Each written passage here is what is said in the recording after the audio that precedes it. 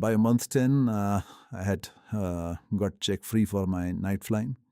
There's a requirement for night flying. You have to execute 10 landings and takeoffs. And I had finished that, and I was fortunate enough to have experienced 3 different type of aircrafts with my FTO, Cessna 172, Piper Archer 28, and Tecnam P2010. With that, by the month 10, I had concluded my single engine flying, which means that I had hit 185 hours. Then came month 11, which was a bit of slow, or bit more of slow. So month 11 was all about multi-engine flying. So I did my flying for multi-engine on DA42, which is Diamond 42.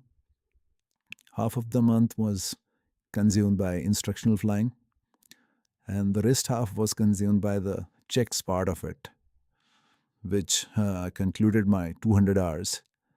And simultaneously and parallelly, I was also doing my English language proficiency test, which is a mandate for applying for CPL.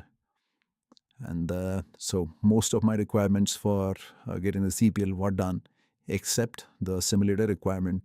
So there's an additional requirement of 10 hours by the airline, whereas DGC requires 20 hours of simulator flying, 10 on single and 10 on multi-engine.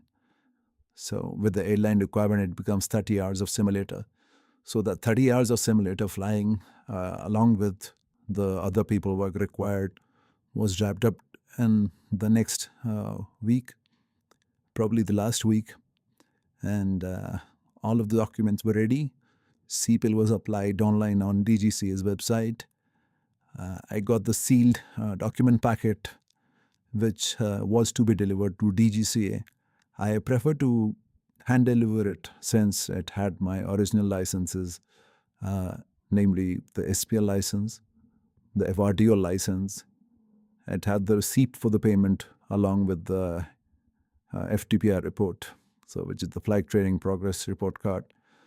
So all of this in original was in the envelope, and that envelope I got hand delivered at DGCA's office, got a receipt for the same in return, and that concludes my 200 hours of journey, quick 200 hours of journey of my CPL. So I consumed, it took me around 11 months to complete my CPL without having failed any checks. Timelines can vary for people depending on weather, luck, and instructor. But this is the standard time for somebody who has not failed checks.